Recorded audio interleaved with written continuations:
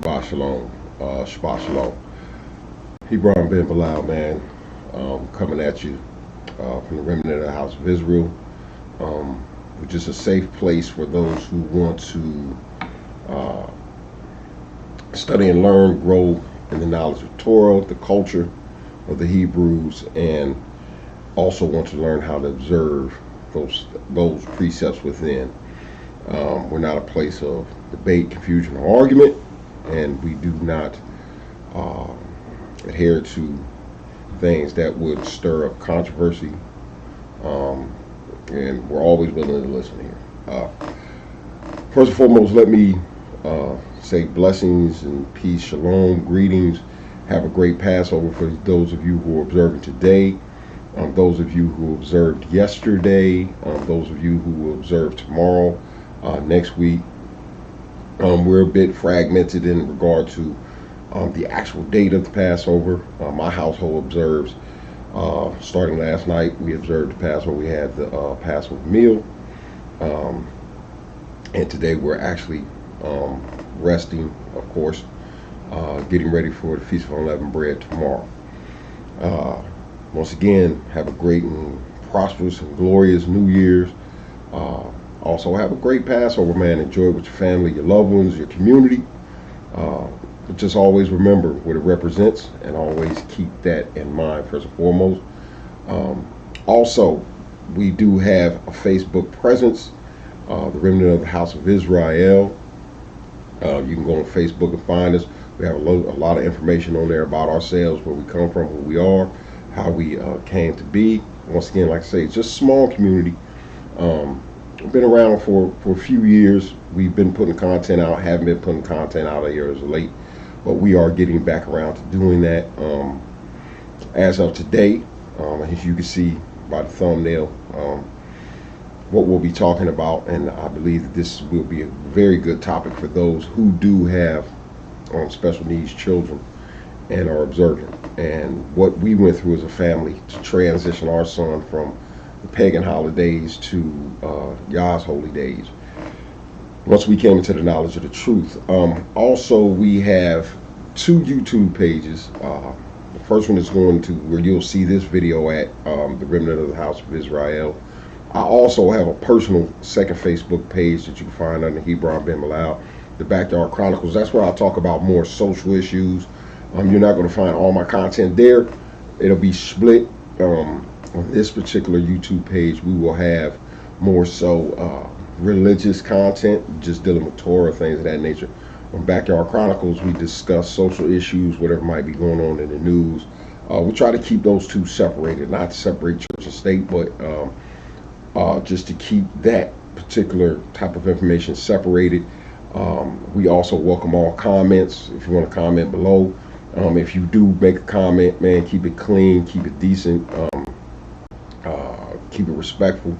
If you have a comment that we find, or a question that we find to be a bit different, thought-provoking, then I will actually create content for that on the Shabbat, and actually do a lesson on it, to answer the question. And also, we're going to start to come out with what I would like to call the weekly question, where you can actually win a monetary prize.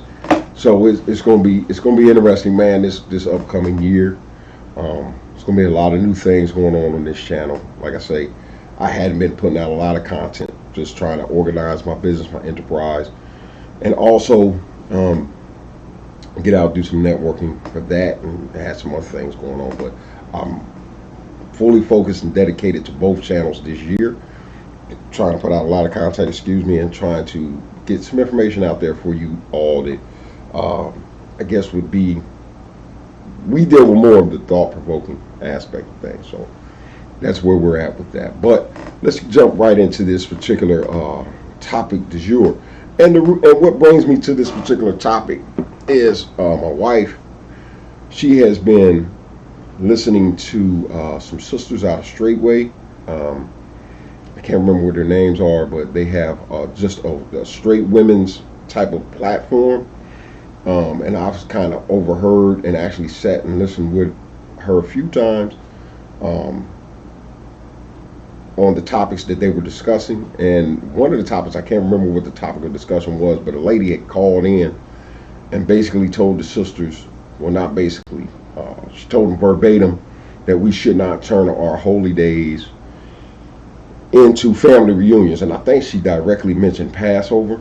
And that's what brings me to this. And also, I have been wanting to do this video just for people who might have an autistic child or a special needs child in general, and have come to the knowledge of the truth and were entrenched in other things and are trying to find different ways to move their special needs child into observing Yah's holy days. And we had that particular conundrum, that situation, so we had to deal with it personally. And when the lady said that, I didn't take offense, but I thought, to me, it was more like she was saying, hey, listen, don't add or take away from the observance. Of course, we know that you can't take away anything when it comes to Yah's holy days. It's there. It's black and white. It's etched in stone, for no pun intended. It's there. You can't change. You can't, decide when you want to change things and say, oh, nah, this is done away with, or this particular part of it is done away with. It's there. It said, do these things forever. But there are always instances we see with the Babylonian captivity, when the temple was destroyed, but the brothers continued to keep Passover there. We see in that particular instance they came up with something known as the Seder. And that was because all the brothers wanted to continue to do Passover, but they needed to find a different way to do it because they didn't have the temple for the sacrifices. They didn't have the lamb or the blood. So they had to come up with a new way to observe because they wanted to continue to observe. They came up with what is known as the Seder today. And they did it that way. So once again, there's always exceptions, not exceptions to the rules per se in this particular instance, but sometimes you have to create new ways to do things, especially when we find ourselves in a state of captivity or in a place where we can't observe exactly how we should observe. So, for instance, let me give you another example before I dive into this. For instance, when I was incarcerated, and most of you know my history, and I'll get to that when I get into the overall breakdown regarding my son and Passover and all that. So when I was incarcerated, we had to come up with different ways in regard to how to observe things. Meaning, for instance, like Shabbat or the Sabbath.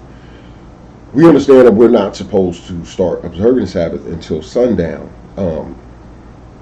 And what would happen is we were only allotted a certain amount of time at the chapel, and the brothers would want to pray together as a collective and usher the Sabbath in. Do Kiddush, set it to the side, something special to dedicate the day. So it didn't matter what time of year, whether it was light outside, whether it was getting dark, whatever time we were allotted to go to the chapel, because the whole time change thing, we would usher it in at the same time at 6:30. As long as we were there at the chapel at 6:30, we would usher it in then, whether it was dark or not, because of the fact that we were in a peculiar position where we just couldn't do it exactly how it was supposed to be done. So we did the best that we could. So that was one of those exceptions to the rules type deals, that we had to do it the best that we could, as long as we were actually observing all the precepts that went with the Sabbath, such as refraining from our own pleasures, doing our own things, seeking Yah's face, gathering together, gathering yourselves one with another, having a holy convocation, which that is, all those particular type of things. We were inside the actual commandment, but we had to make an exemption because that was the only time we could pray as a collective and bring it in correctly.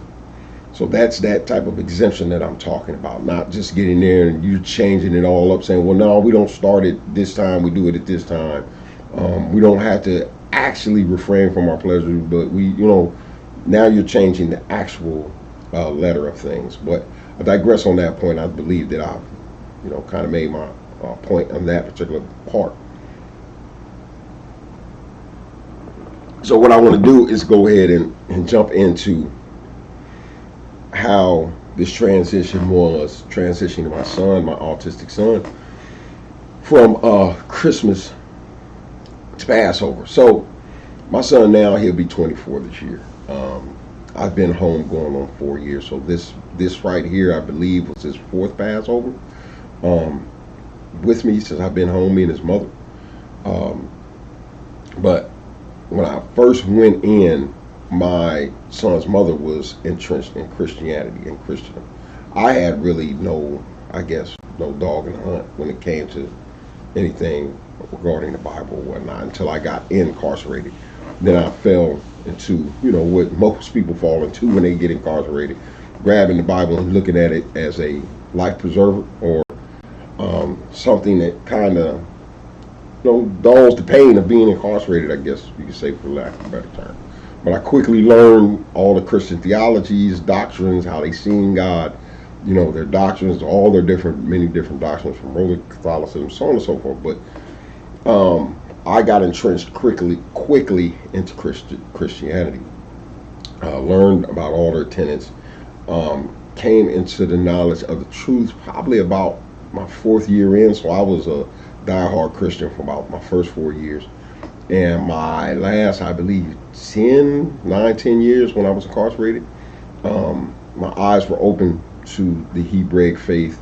I started reading the entire Bible. I started learning about the culture therein.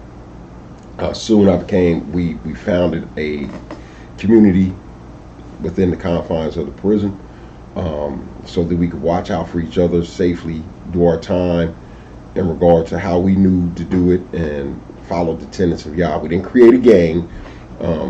We created the Remnant of the House of Israel inside of there to make it a smooth transition for brothers who wanted to get on board and learn about the things of Yah. We came up with all type of lessons. We had services.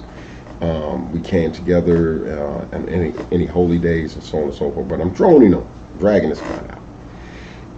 So I became entrenched or I had my eyes open to the Hebraic culture when I was incarcerated. So with me and my son's mother, or my wife, stop calling her that, my wife having constant communication at that time, we started talking about the Hebraic faith, and I started educating her in regard to that, and her transition started to come about while I was incarcerated. Probably about my last 6 years, she came on board. She removed all those particular elements. She stopped going to church. I started educating her and teaching her over the phone, via the computer, sending her home lessons. So her transition went on for about 6 years. So when I finally got home, one of the larger looming questions was my son, because he's autistic. But his form of autism is has Asperger's, which is like, he's a genius, but at the same time, he's not on the lower spectrum, where he doesn't comprehend or understand, and you have to sit with him and all these type of things. He's probably mid-range for people who do understand about autism. He's probably about mid-range. He functions, he's 24 this year, but he functions on about a 9-year-old or 10-year-old level, where he comprehends, but everything is about repetition. Now, let's get this understood about him. He loves calendars, so he reckons everything on the calendar when I first came home in accordance to Christmas. Christmas was everything to him, and basically it was about the gifts. And he reckoned his whole calendar via Christmas. That's the first thing every year when you got him a new calendar on January 1st. He would go in and he would immediately circle Christmas, and this is where his whole reckoning process would come into play. Would be Lola. His whole reckoning process would come into play via my dog. Life goes on. His whole reckoning process would come into play via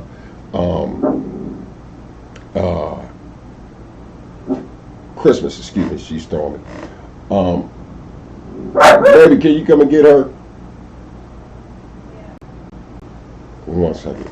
Yeah, life goes on. This is this is the one thing I like about shooting videos in your home. I mean, it's life. So let's go. Come on. She's not gonna go. So so anyhow, lost my train of thought. But back to the my son, he would reckon everything in accordance to Christmas. So everything on his calendar, every day he would mark off, he would come down, he would make this declaration. It was repetitive. The repetitiveness of how he sets up his day is how he functions. If you throw a monkey wrench in that any type of way, he's not going to be able to function. He's not going to be able to focus, and he'll pace all day. So you have to be very careful when you have an autistic child, especially the type that we have. That you're very sensitive to those particular things, and adding new elements can sometimes be tricky, and removing new elements from his life can also be tricky. So in this particular instance, we had the whole Christmas situation, and when I first came home, that's when he would come out, and he comes out every morning like clockwork after he has his breakfast, has his shower. He'll go get his calendar, and he'll come out with his calendar. He'll mark another day off, and he'll, hold his calendar up. He has his list, what he wants for Christmas, all that stuff. That's a part of his condition. So she used to tell him, she came to me and she asked me, my wife, she said, what do we do about this? Because understanding we don't practice Christmas, how do we get him out of this? So I had to stop and kind of give it some thought. And with the understanding that I didn't want to turn Passover into a family reunion, or add or subtract from the overall observance. I did not want to remove certain things, because you're not to remove certain things from the overall Passover celebration. And we understand that Passover comes with certain commandments, rules, and regulations that we have to adhere to in order to have actually done Passover. So I gave it some thought, and then me and her sat down. I said, okay, look, the first thing you're going to have to start doing is explaining to him that we don't do Christmas, period. So every morning when he came out, she would tell him. Now, it was hard to break this conditioning, because once you remove something out of his life, you have to replace it with something else. So it took like maybe 6 months for her to constantly explain to him that, look, we don't do Christmas. Every morning he would come out, he'd say the same thing, and she would have to tell him, we don't do Christmas, especially when it started getting closer to that time and that date. And you could tell that it was kind of weighing on him as a 9-year-old child mentally. He's trying to process this, something that he had been doing his entire life. And he was about 20 when I came home, 21, 22, something like that, 21, somewhere in there. And so you got to remember this. This man had been doing this. His child had been doing this his entire life. So to remove what he holds the dearest as an autistic individual is mind-blowing. So I told her, I said, look, here's what we're going to do. What is the most, polarizing part of Christmas to him? And she said the gifts and the lights. So we weren't going to add the lights. That was a zero, a no-go. So I said, okay, this is how you redirect. Get him now. Do not allow him, when you get him a new calendar, do not allow him to circle Christmas on that calendar. What you do now is you circle Passover. And this is where you redirect his focus. So this is what she did. So when Christmas came up that particular year, I think it was probably the second Passover. No, it was actually the first Passover. She redirected him to Passover. And she said, we don't do this. We do this. So it was Passover. So when Passover got here, I had already told her, I said, listen, this is what we're going to do. Because the gifts mean everything to him. And this is how he processes the importance of things, by what he's getting. As a 9-year-old child, this is what's important to him. What am I getting? Am I getting games, toys, video games? So we allowed him to create a list. Set him down, listen, for Passover, you can create a list, you can get up to 5 things. So he made his list that year. Passover came, but he was still focused on Christmas. So he had to keep reinforcing. No, we don't do that. No, we didn't. I had to be firm with him at times when he came out. No, we do not do that. So he started saying Passover. So he started saying Passover. So he started to look forward to Passover without the gifts initially. So when Passover came, the first Passover, we had all his gifts. We didn't wrap them. We don't get into that. That's a traditional aspect of Christmas that we do not allow to infiltrate into our home. So what we did, we got him the 5 things. He did, I think it was 4. We ended up with 4. We couldn't find the 5th. So we ended up getting him 4 things.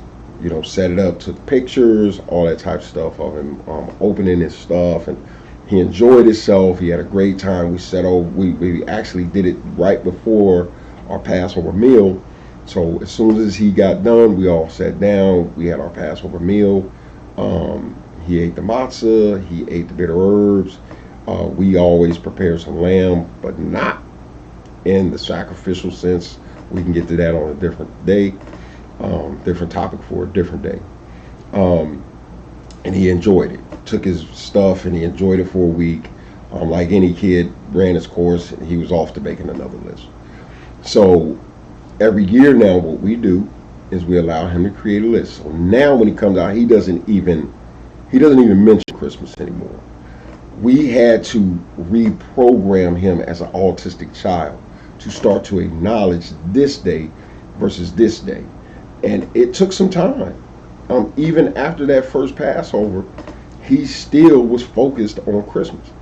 It took some time to the point that now when he comes out, he don't even talk about Christmas. Because once again, this year, he ended up getting 3 things. He wanted 3 things. He wanted Moses' staff because he loves Moses. Loves the story of Moses. Moses' staff, a board game, and a video game. Jumanji video game on his TV because he's a video game freak.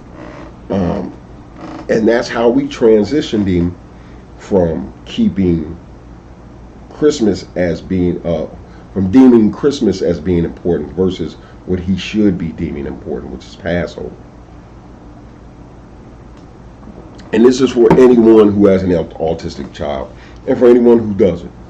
Understand that when I came into the knowledge of the truth, like I say, I was in my 30s, and to transition my family who had been indoctrinated and entrenched in a way of life, especially having a special needs child, was a bit easy. It was easy for my wife, even though we had our wrestling matches, teaching her and educating her in regard to the simple things. But dealing with a son who is autistic, and each family, especially when making that transition from a state of darkness coming into a state of light, is going to have their obstacles, their hurdles, their ups and downs. And I'm just giving you this to show that there will be challenges.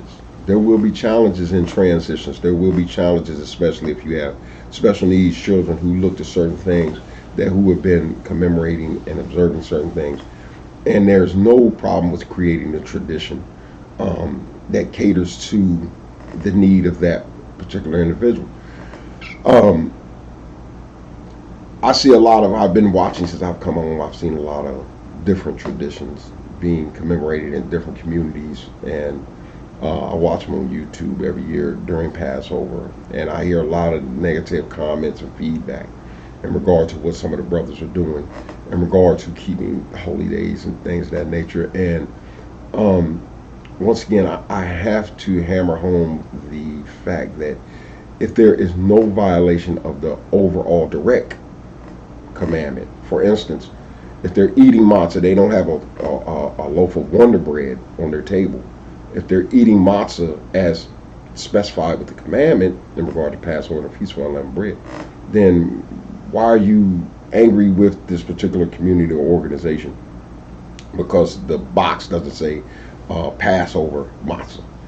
I mean, it's small things that we get hung up on, and understanding that some people might look at the way that you commemorate and kind of bat an eye, or kind of lean ahead, and you know what I'm saying. So you got to understand that your way is not perfect. No way in regard to how we do things now is perfect, because we've lost the root of our tradition, and we just kind of pretty much, I'll give you a good example in regard to that. The bitter herbs. We don't know exactly what bitter herbs. We speculate in regard to what bitter herbs that the brothers initially started using, but most of us overall use horseradish for the bitter herbs that we consume. So please don't stand in judgment of other brothers for those things. But I just wanted to share this particular thing with you all on this Passover week. Those who participated in Passover last week, I watched some brothers, some community. I watched you guys' commemoration last night. It was a beautiful commemoration. You all look great. I can't remember the name of the community, G.O.C.C or something like that. You all look great. I've seen all the Hebrews in attendance. Beautiful thing. Man, y'all keep up the great work that you're doing there. I've listened to some of your teachings. Keep up educating the brothers and sisters, bringing them along in regards to the knowledge. I also like to give a shout out to Pastor Dowell. I was watching yours last night. I was explaining a lot of the elements to the wife. Well, you had them packed in there last night, but man, all praises to Yah. It was a great time. I, watched it with my wife, watched the other one with my wife, listened to some teachings last night while we enjoyed the Seder meal. And once again, man, I just wanted to share with you all about how we do things here in our household, in our community, in regard to Passover, dealing with an autistic son, and how we transitioned him from one thing to the next. Hey man, look, and I'm gonna sign out on that note, but comment, in the comment section below, tell me what you think. Please, once again, keep it decent, man. Other people will read these comments. If you have a problem with it, be respectful, polite, so when other people read it, they can be educated in regard to why you feel the way you feel. If you have questions, put them in the comments section below, man, and we'll deal with them. Like I said, if you come with a good question, we will take those questions and we will actually make a lesson out of them. And once again, we will have the question of the day once a week, and I believe that's going to be on Friday, the eve of Shabbat. We'll launch that probably Shabbat. You will be cashed app, and depending on the severity of the hardness of the question is how the payout will be. I'm looking forward to doing that next week, starting that next week. But man, once again, enjoyed my time making this video. Took my time making this video, and my wife always tells me that. She encouraged me, hey, listen, take your time. So took my time making this video this morning. Appreciate you guys' time this morning. Have a great Shabbat. Have a great Passover. If there's a tradition that your household keeps, or your community keeps, that you would like to share, put it in the comments below so others can read about it. If you have your Passover meal or lesson that you did on YouTube or somewhere that we can find it, put it in the comments below, man, so we can go look it up and watch it. I love watching other communities do things. I love listening to other communities teach, because we are a complete body as Israel, and understanding one part is not greater than the other. So Shabbat Shalom, appreciate your time. Remnant of the House of Israel, Hebron Ben Bilal signing off.